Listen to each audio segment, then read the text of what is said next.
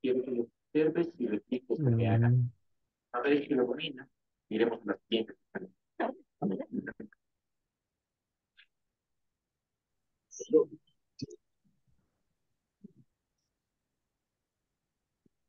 te están jugando todo el día.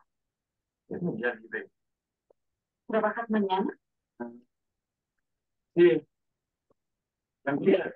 Pero ya basta de mi tiempo. No, estoy bien.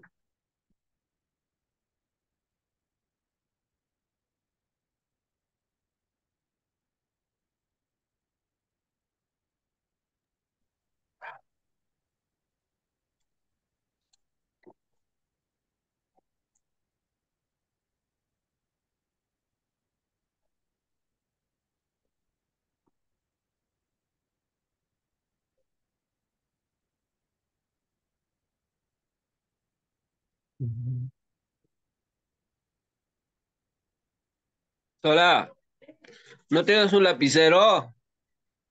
Los lapiceros que encontró no pintan.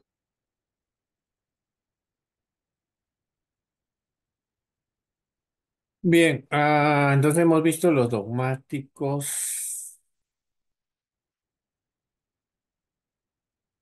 literalistas. Acá todavía no hemos visto esto, ¿no? Ok. Bien, hermanos, continuamos entonces con el grupo de los dogmáticos, los literalistas, perdón. Los literalistas va a ser una interpretación de la Biblia de manera opuesta a los alegóricos. Los literalistas no van a considerar las figuras literarias eh,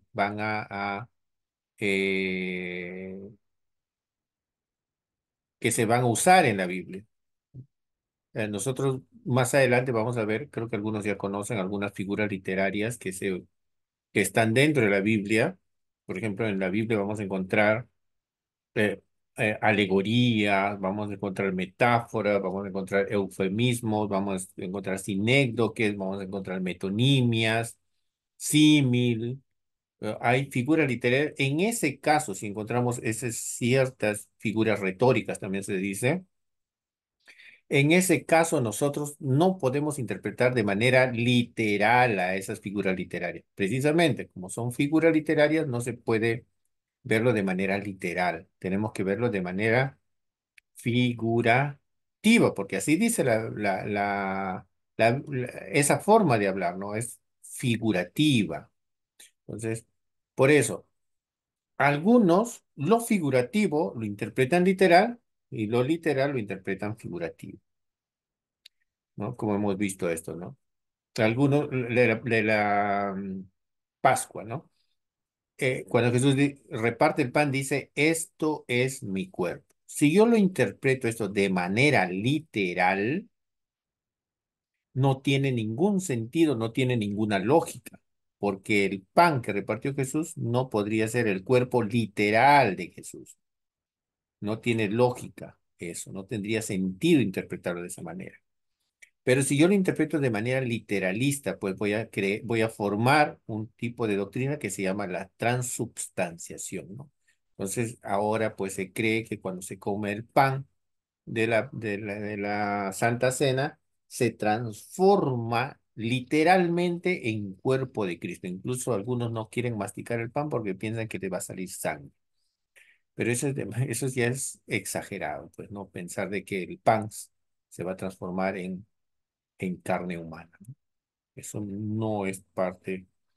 Esas son personas que están interpretando la Biblia de manera exageradamente literal, sin entender que esto es una metáfora. Entonces, no reconocen lo que es metáfora. No saben reconocer lo que son figuras literarias. Y nosotros tenemos que saber reconocer para no interpretar, no caer en esa herejía de ser tan literalistas, ¿no? Tenemos que tener mucho cuidado. Hay muchos pasajes de la Biblia que no son literales, que son figurativos, y tenemos que saber cuáles son. Muy bien, entramos entonces a otro tema. Eso ya hemos visto hasta la semana pasada, si no me equivoco. Eso ya deberíamos saberlo, ya deberíamos conocerlo. Eh, Eso ya es de otras clases, ¿no? Ahora entramos a una nueva clase, un nuevo tema, que es la metodología para el análisis bíblico. Acá sí ya vamos a entrar a lo que es hermenéutica en sí, metodología, ¿ya? Metodología para el estudio de la hermenéutica. ¿Qué metodología vamos a seguir? Existen dos métodos de estudio bíblico. Uno es el método deductivo y otro es el método inductivo. Hay dos métodos, método deductivo y método inductivo.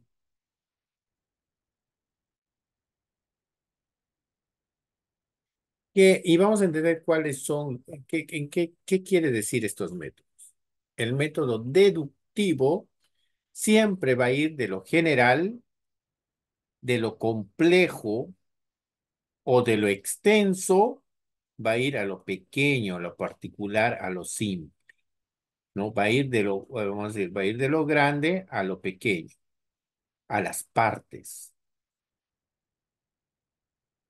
Y el otro método de estudio bíblico que vamos a ver es el método inductivo, que es todo lo contrario al método deductivo, que va de las partes y va a tratar de sacar una conclusión general. Eh, Esto lo vamos a entender mejor en la práctica, ¿no? El método deductivo este método lo usan la mayoría de los pastores cuando hacen su sermón, ¿no? Este es el método más simple, es el más conocido. Eh, También se usa en el sermón o ¿cómo se llama?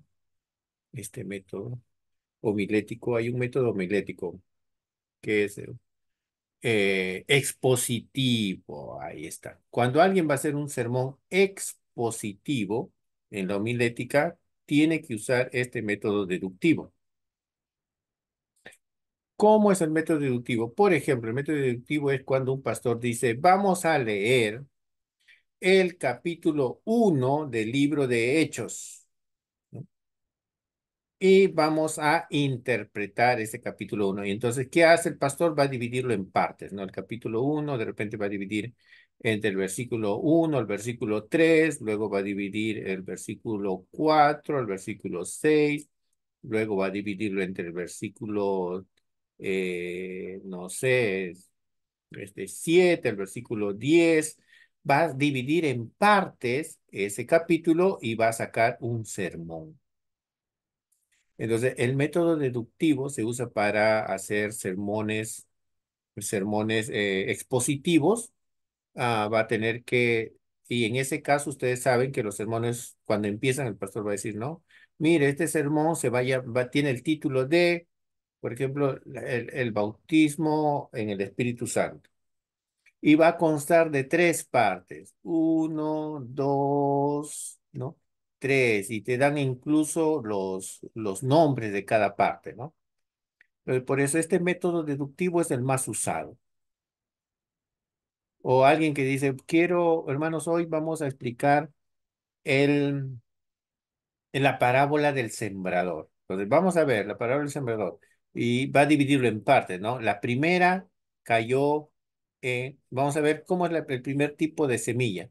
El primer tipo de semilla que cayó en tierra, en el camino. El segundo tipo de semilla que cayó en entre piedras. El tercer tipo de semilla que cayó entre espinos y el último que cae en buena tierra. Entonces va a dividir esa parábola en partes. Eso se llama método deductivo porque va a deducir un mensaje. Después de haber dividido en partes, va a sacar un mensaje o una enseñanza. Entonces, este es el método más común y es el método que vamos a nosotros a empezar a usar para hacer nuestro estudio bíblico, o mejor dicho, es el primer método que vamos a usar para nuestra hermenéutica. El método inductivo es un poco más difícil. es un poco más, más complejo, ¿no? Es cuando uno va a ir de las partes, va a ir a va a sacar una conclusión general. Por ejemplo, vamos a estudiar, alguien dice, esto, a ver, el primero se usaba para sermones expositivos y este tipo de estudio bíblico es para sermones temáticos, ¿ya? Hay un tipo de sermón que se llama el sermón temático.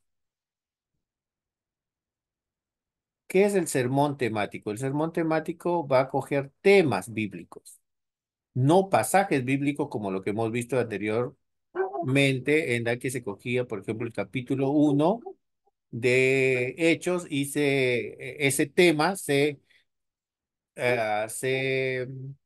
dividía en partes y se hacía todo un sermón, ¿no? Pero en este caso es diferente. En vez de coger un capítulo de la Biblia o una parábola, vamos a escoger temas. Por ejemplo, dice, vamos a hablar acerca del pecado. ¿Qué tema vamos a predicar? Acerca del pecado. Un tema, ¿se dan cuenta? Ya no es un pasaje bíblico, sino un tema de la Biblia. Vamos a ver el asunto disculpen la letra, estoy con mouse, del pecado. Eh, En donde yo tengo que ver, ¿qué dice el pecado en Génesis? ¿Qué es lo que dice la Biblia del pecado en Éxodo? ¿Qué dice la Biblia del pecado en en los evangelios? Yo voy a sacar, yo voy a buscar el tema pecado en diversos pasajes de la Biblia. Voy a ver en el Génesis, en esta parte, voy a ver qué dice el pecado. ¿Qué dice el pecado en Éxodo? Por ejemplo, voy a simplemente hablar acerca del pecado en el Pentateuco. Incluso no voy a tocar toda la Biblia, sino en el Pentateuco nada más. ¿Qué es lo que me dice la Biblia del pecado en el Pentateuco? O sea, los 5 primeros libros de la Biblia. Pues voy a ver qué dice Dios del pecado, qué sucedió con el pecado en Génesis, qué sucedió en el pecado en Éxodo, qué es lo que la Biblia me dice del pecado en Levítico, qué es lo que la Biblia me dice el pecado en Números y qué es lo que la Biblia me dice el pecado en Deuteronomio. Entonces yo tengo que analizar temáticamente cada uno de estos libros y voy a sacar una conclusión general después de haber estudiado qué es lo que dice el pecado en cada una de estas partes. Yo voy a sacar una conclusión general del pecado en el Pentateuco. Mira que solamente estoy diciendo en el Pentateuco. ¿Qué dice la Biblia del pecado en los evangelios? ¿Qué dice la Biblia del pecado en las cartas paulinas? ¿Qué dice la Biblia del pecado en las cartas universales? ¿Se dan cuenta que es más complejo? Es más difícil. Entonces, el método inductivo es para aquellos que tienen experticia en ciertos temas bíblicos.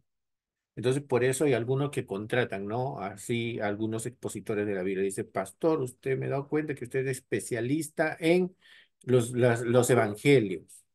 ¿Podría darnos un tema de los evangelios? Entonces, el pastor, como es experto en eso, puede hacer una conferencia. Entonces, este tipo de sermones más es para conferencistas.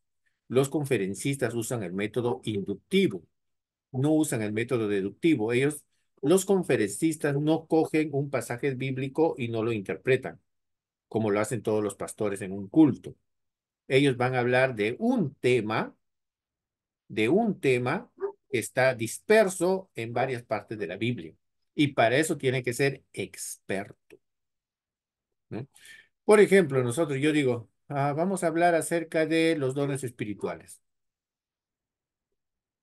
Yo tengo que ser experto en los dones espirituales para hacer un sermón temático, porque yo tengo que saber qué es lo que dice la Biblia de los dones espirituales en los profetas del Antiguo Testamento, por ejemplo. Yo tengo que ver, por ejemplo, los dones espirituales en Eliseo, los dones espirituales en Moisés, los dones espirituales en Elías, ¿no? Yo tengo que conocer en qué dones fluían ellos. los dones espirituales en Jesús también, digamos, ¿no? Ya termino con los profetas del Antiguo Testamento que se movieron en dones espirituales. Ahora estudio a Jesús mismo. Los dones espirituales con los cuales Jesús eh, eh, eh, trabajaba en su ministerio. Jesús, ¿en qué dones trabajaba? En sanidades, en discernimiento de espíritus, en autoridad, en milagros. Y después tengo que ver en qué dones espirituales trabajó Pedro, en qué dones espirituales trabajó Juan. Y yo estudio el libro de los Hechos y veo que Juan también trabajaba con Pedro en dones de sanidades, en dones de, incluso imponiendo manos, ellos llenaban del Espíritu Santo a ciertas personas, ¿no? Y luego voy a estudiar qué dicen los dones espirituales en las cartas paulinas. Entonces, miren, yo estoy tomando ese tema de dones espirituales en varias partes de la Biblia y después de estudiarlo en varias partes de la Biblia y ser experto en lo que han dicho cada una de esas partes, yo voy a sacar una conclusión general. Es más complejo, ¿cierto? Es mucho más complejo. Entonces, hay personas que al tratar de hablar de un tema que está en toda la Biblia y no son expertos, van a ¿cómo se dice? Van a, a torcer la palabra de Dios. Van a torcer porque no son expertos en esa área. No se han dedicado a ese tema.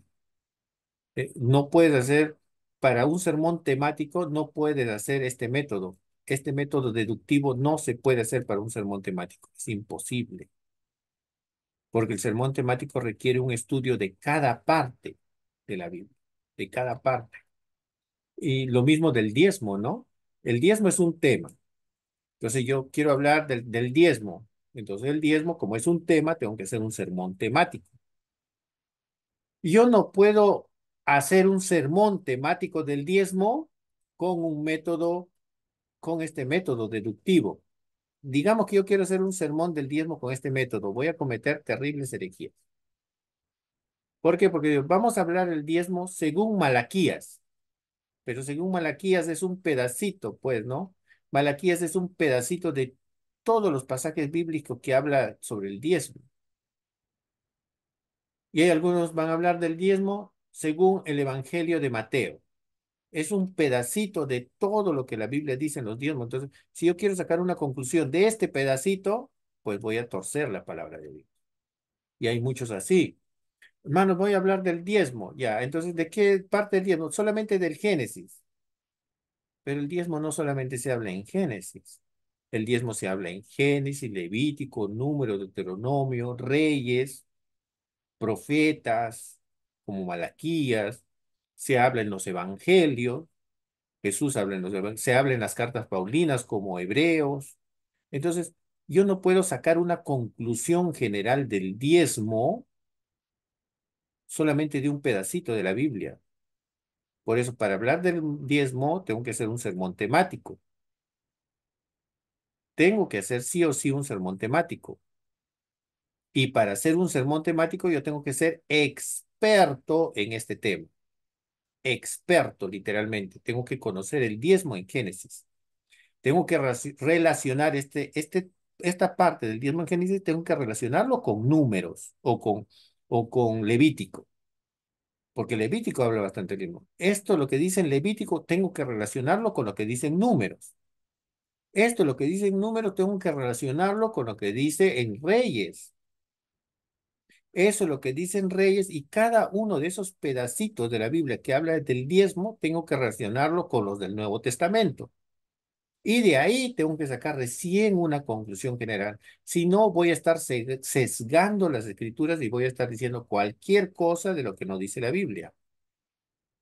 Entonces, un sermón temático es mucho más complejo. Este método deductivo, o el sermón, este método para hacer un sermón temático es mucho más complejo. Tiene que ser experto para hacer porque eso ya sería una tipo conferencia, ¿no?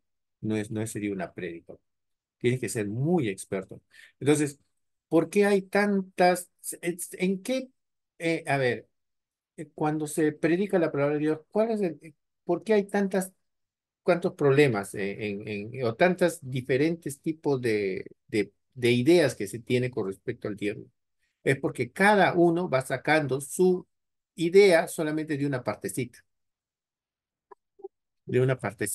otro hermano saca de esta partecita, otro pastor saca de otra partecita de la Biblia y hacen su sermón no temático, sino están haciendo su sermón expositivo y están hablando el diezmo de forma sesgada, ¿no? Solamente una parte. Pero este método inductivo requiere mucho más responsabilidad para estudiar la palabra de Dios. Yo tengo que estudiar literalmente lo que dice sobre, digamos, el tema diezmo en todos los pasajes bíblicos. Pero es mucho, pastor, sí, te va a demandar mucho trabajo. Si es que quieres ser responsable, vas a tener que hacerlo. Si es que quieres ser responsable. Y no solamente con respecto a los diezmos, ¿ah? Con muchos temas. Como le dije, el pecado, el diezmo, la cristología, todo lo que nosotros estudiamos en teología sistemática sale de un estudio temático, pues. Teología sistemática es un estudio temático de cada tema importante en la Biblia. Cristología, la doctrina de Dios, angelología, eclesiología, son temas, ¿se dan cuenta? Ese es todo lo que es la doctrina, la teología, la teología sistemática nace de este tipo de estudios. Y aún así los pastores no están de acuerdo. Porque ya intervienen otros factores, ¿no? También el dogmatismo de algunos pastores. Pues hay corrientes teológicas también.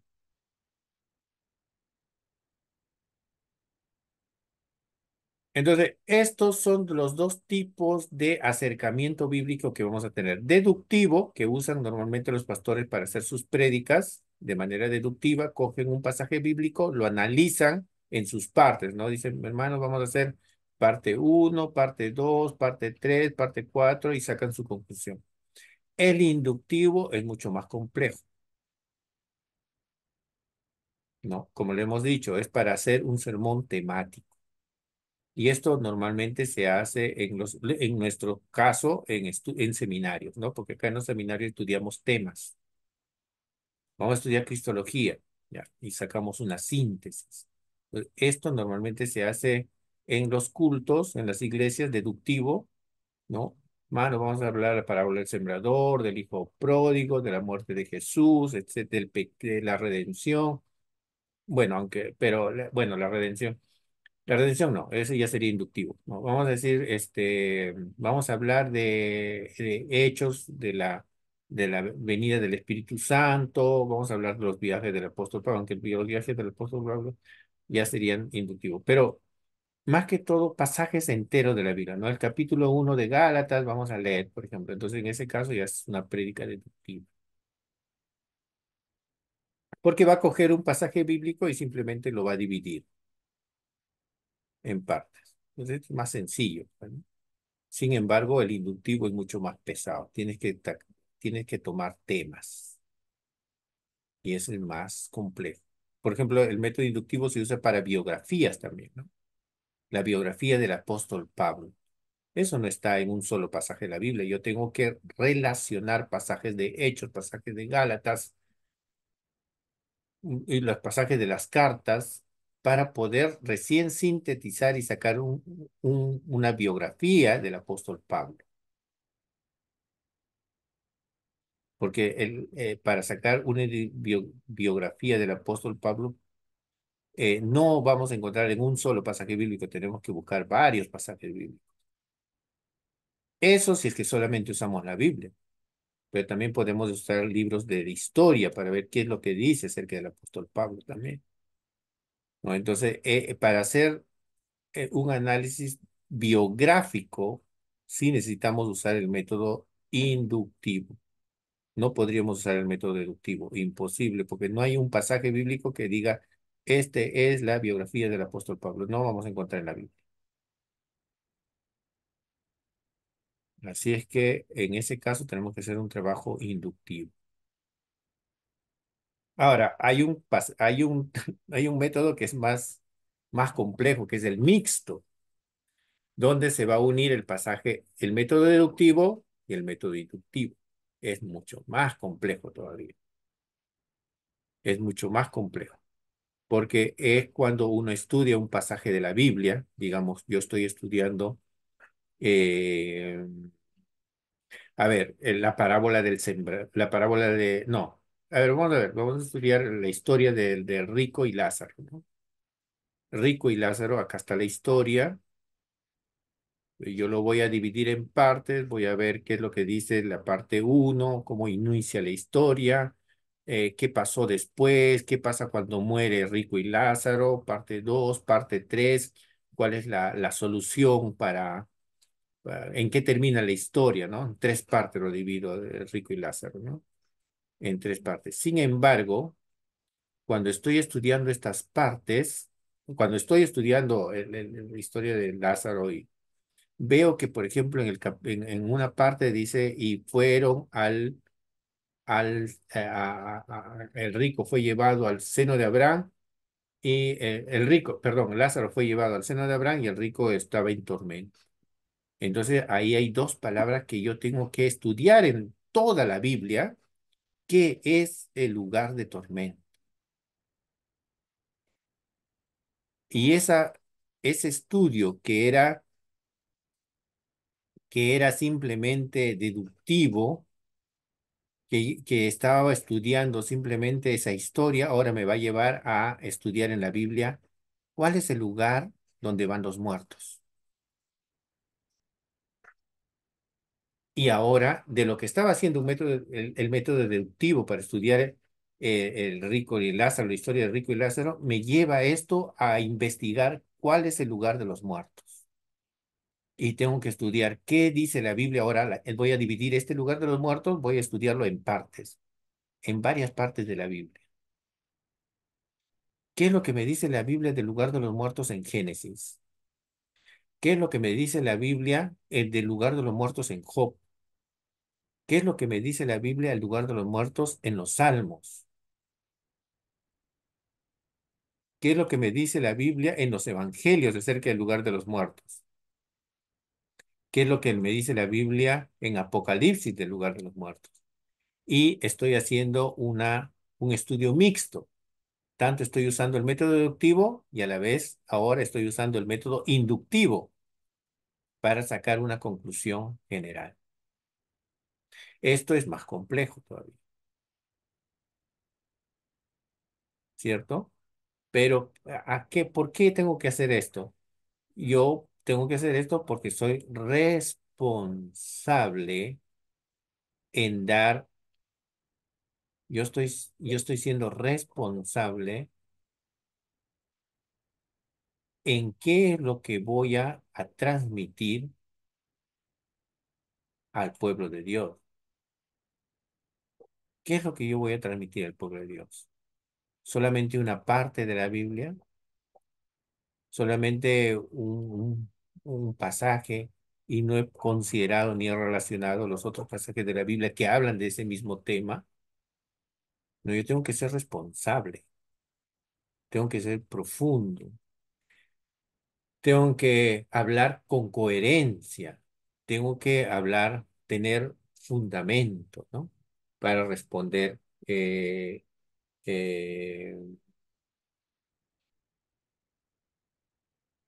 para responder ah, con buenos argumentos, ¿no? La palabra de Dios. Por eso, yo ¿por qué hago? Ahora, yo puedo ser negligente, como vimos, ¿no? Al inicio, cuando estábamos hablando acerca eh, acerca de los estudiosos de la Biblia en el Antiguo Testamento, como Esdras, ¿no? Esdras dice que no era negligente con la palabra de Dios, sino que era muy responsable con la palabra de Dios, ¿no? pero nosotros tenemos que ser, esta palabra responsable también puede ser, no ser negligente, ¿no?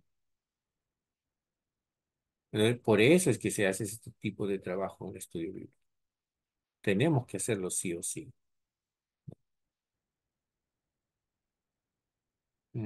Nuevamente salió un mensaje de que dentro de 10 minutos se va a cortar. Mm,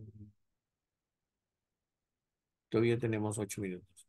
Así es que hasta ahí, hermanos, estamos bien. Podemos hacer, de repente dicen algún ejemplo. Pero por lo menos, ¿no? Estamos más o menos las ideas por ahí. Entonces, hay un método deductivo y un método inductivo. El método deductivo es cuando se da eh, sermones expositivos, ¿no? Cuando un pastor expone cierto pasaje de la Biblia, lo divide en partes, ese es el sermón. Y el método inductivo en la que uno va a hacer un sermón temático, o sea, tiene que estudiar un tema de la Biblia en todas las partes de la Biblia que hablan sobre ese tema. A ver, de repente vamos a hacer no sé, creo que terminando, bueno, faltan 7 minutos. Vamos a ver. Esto ya es otro tema, trasfondo histórico y cultural. Esto ya es otro tema. Pero vamos a ver un sermón temático. Vamos a verlo en la práctica, un sermón temático. Si no nos alcanza el tema, perdón, el tiempo.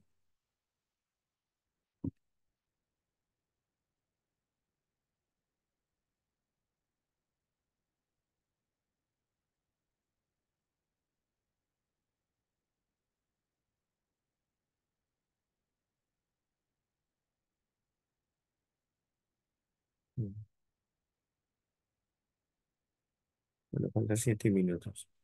Para un sermón temático les va a ayudar bastante un programa bíblico, un programa de Biblia, una aplicación.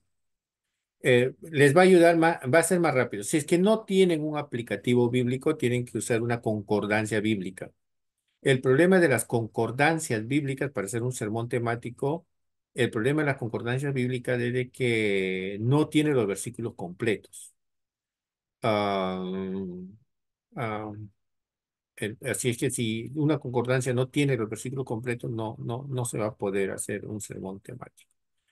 A ver, vamos a ver un sermón temático que no sea muy común en la Biblia, un tema que sea eh, que no, que no, que no, co- que no tenga muchos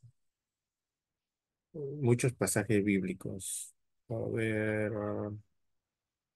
ah, ¿qué sermón, qué tema sería? A ver, propóngame un tema.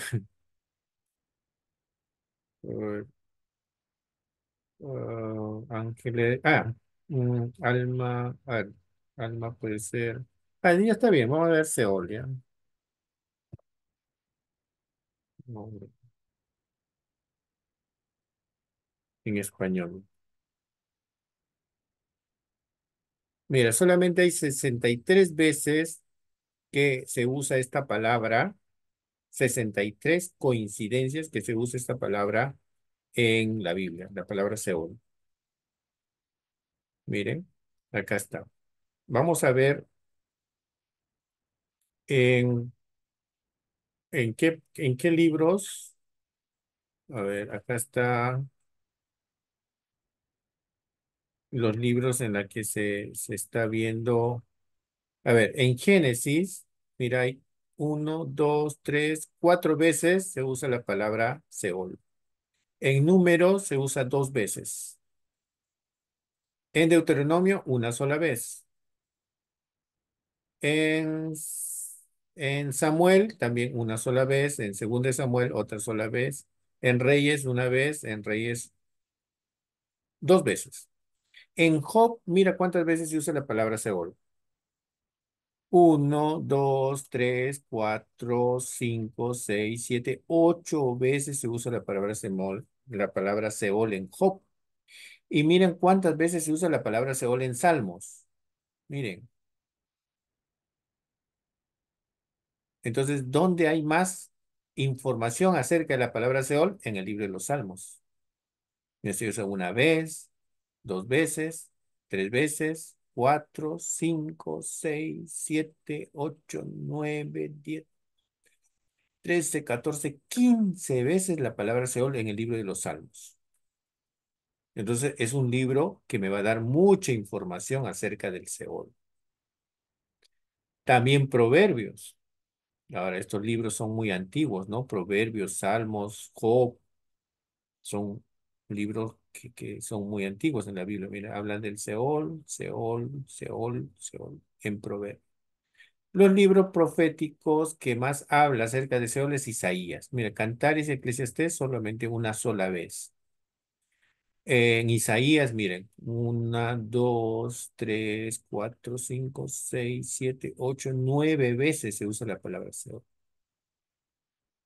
También vamos a ver en Ezequiel.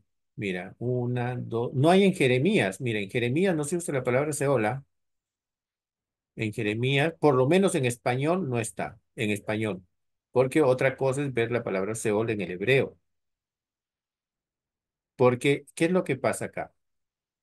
Que esta palabra Seol en el hebreo, a veces, cuando se pasa al español, se traduce con otra palabra y no con la palabra Seol.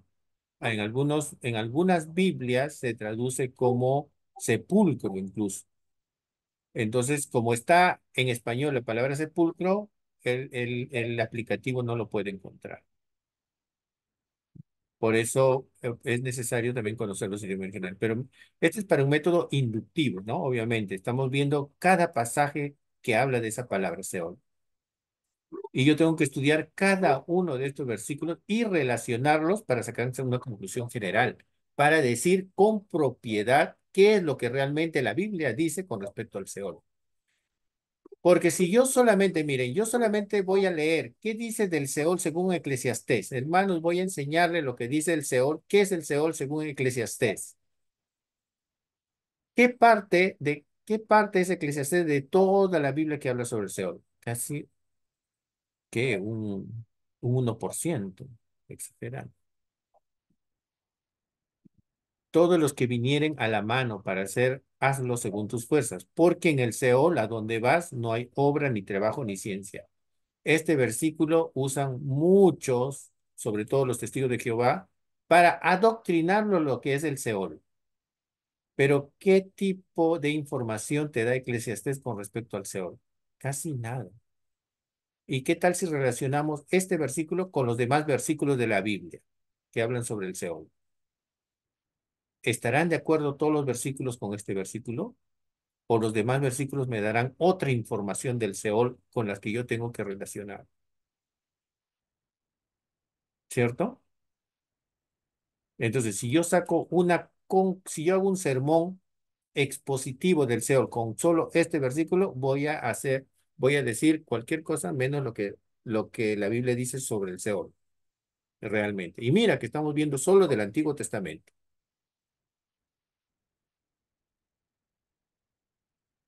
¿no? Bien, regresamos, lo que se va a cortar, hermanos, el Zoom. En un minuto se corta. 9:10 volvemos, amén. Me parece para mí. Gracias.